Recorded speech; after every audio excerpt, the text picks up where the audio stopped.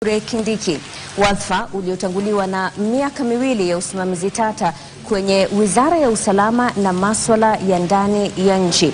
Hii leo kwenye mkao wake wa kwanza kama naibu rais atakuwa anawaelezea Wakenya kuhusu wadhifa wake mpya pamoja na agenda za serikali.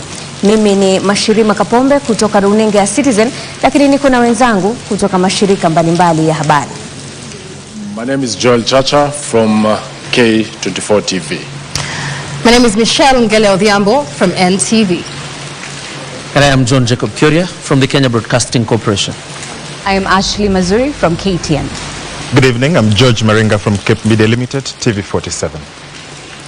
Karibu Professor, na asante sana kwa muda wako. This interview will be conducted in both English and Kiswahili, so feel free to express yourself in the language that you feel most comfortable. Now let's start with the elephant in the room. When we publicized this interview, some of the reactions that we received were quite hostile on your person.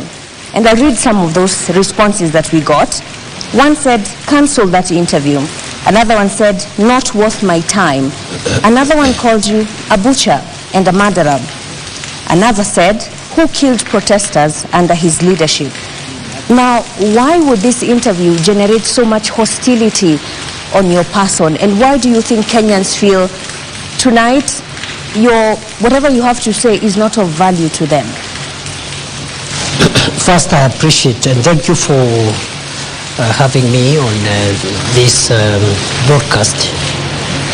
It is, maybe I'll start by saying that not everyone is saying what you read out. There are others who are saying other things. But that is still okay because it is the right of the people of Kenya to express themselves on what they think about their leaders, especially political leaders. And therefore, mine is to confirm that because I've been in public life for a while, in various capacities, I have endeavored to do my best to my country. And I have no regret for anything.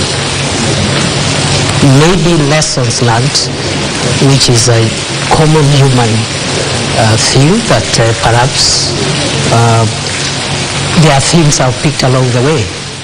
But in terms of my public duty and commitment to our national interest, I have been extremely clear on what is expected of me in the various roles that I have played in this country.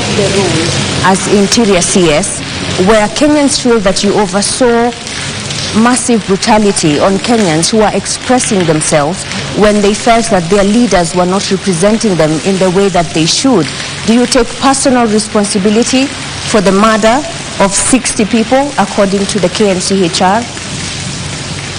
Well, the violent protest that took place early this year and even earlier on in 2023 unfortunately led to loss of lives.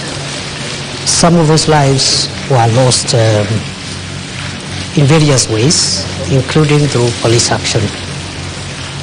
I have no reason to take responsibility for anything because the space of violence and encounter with law enforcement is a space which is defined by law.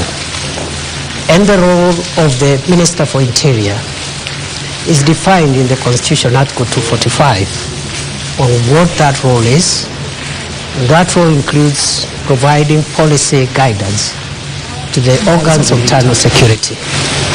The role of police operations are protected through the mandate of independent command of the Inspector General, and therefore police operations, especially in engaging protesters or people who are seen as breaching the peace, is the province for the independent command of the National Inspector General of the National Police Service, as far as I'm concerned, the 2 years I have been the country's interior minister, every single day of them, when I woke up to do my work, to make sure that the security organs of our country that protect our country from threats, security threats, perform their work, and should they require any policy guidance, that guidance is provided. And that's all what I can say for now. So you're saying tonight that you have no say whatsoever when the police misbehave? The Interior Minister has no role in police operations, according to Article 245. So you have no say whatsoever when they go wrong?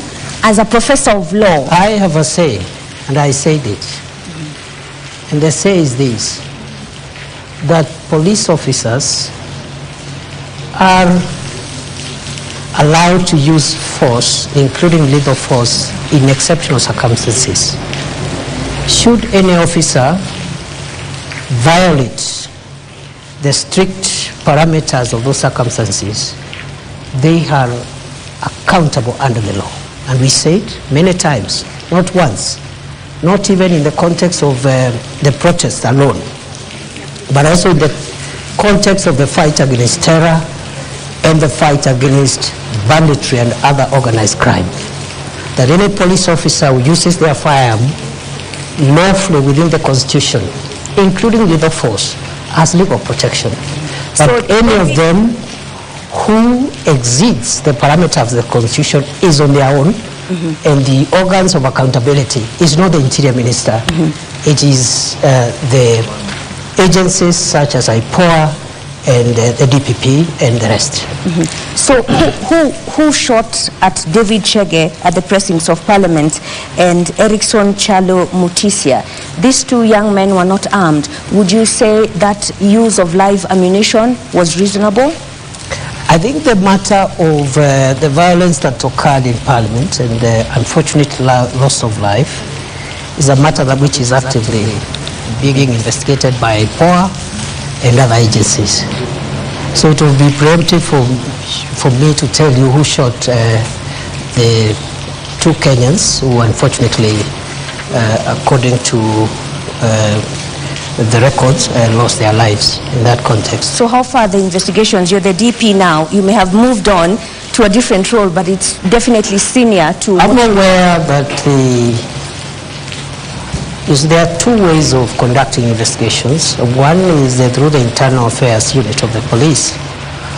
But our policy in the last 2 years, while we were in that docket, we discouraged the internal affairs unit of the police from being the ones to investigate their colleagues, because it raises issues of conflict of interest, and perhaps perceptions of bias. So we encourage the Independent Police Oversight Authority to be the one to do the investigations. The report I had when I left the ministry is that they had made some good progress. They reported to me they had some 6 files which are ready from the context of the riots and the violence around that time. But there has been a transition in the leadership of IPOA right now. A new commission has just been put in place, and the work of IPOA is led by commissioners. It's not led by the Secretariat. So the delay in the last 2-3 months could be associated to the leadership transition by IPOA. Ashley and George, you have follow-ups. Ashley? All right, Your Excellency, you have made a name for yourself as a defender of human rights. Are you proud about the events that occurred in June this year?